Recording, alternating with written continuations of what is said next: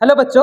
जब भी हम लोग ट्रांसलेशंस करते हैं, ट्रांसलेशंस के दौरान हमें सेंटेंस को रिकॉग्नाइज करना होता है कि आखिर कौन सा टेंस में आता है और कौन सा हेल्पिंग वर्ब यूज होगा।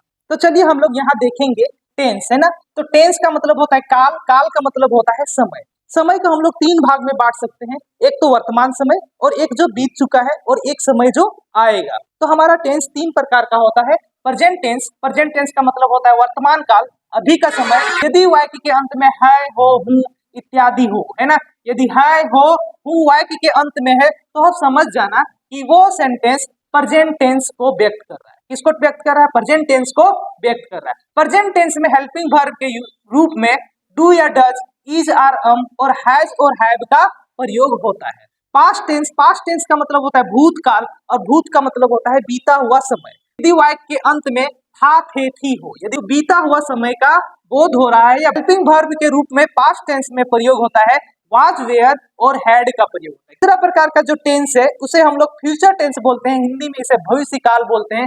भविष्य काल का मतलब आने वाला समय।